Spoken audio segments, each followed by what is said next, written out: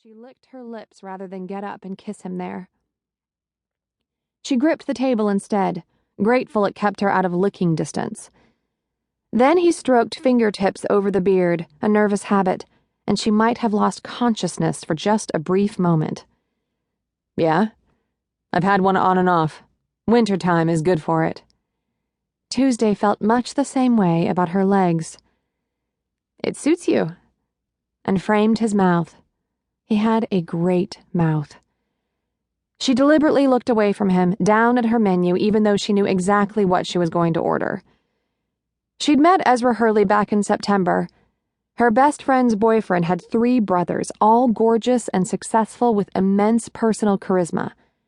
Ezra was the last of the 4 she'd met, but once he'd walked into the room, he was all she'd seen. She'd seen him several times since, as Natalie had got closer to Patty, and they'd been pulled into the Hurley family. Each time it had been that same shock of connection between them. They made small talk that wasn't uncomfortable or awkward in any way until their food came. Did you have a good Christmas? I did, actually.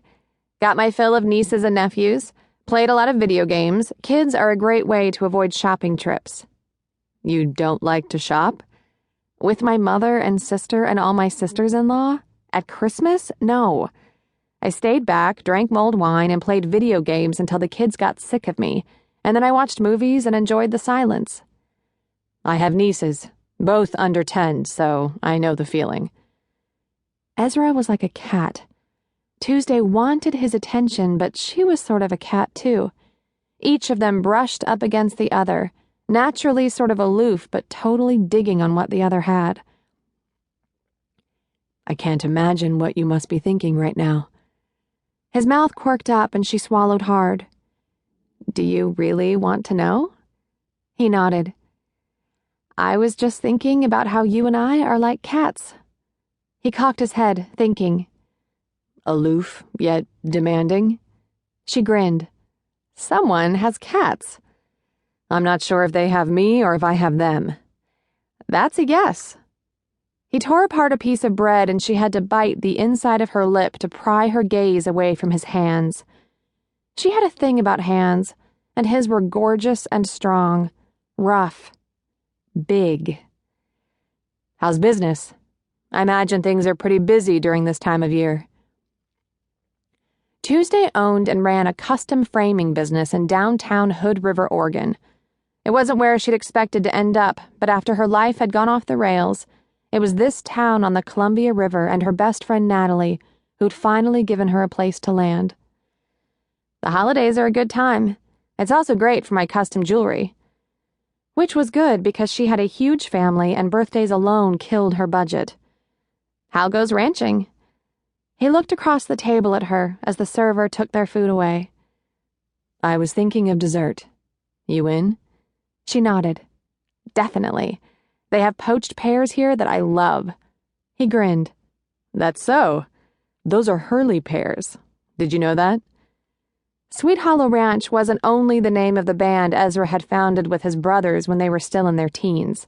It was the place the Hurleys lived, the land they worked. And apparently the source of the dessert she was about to order.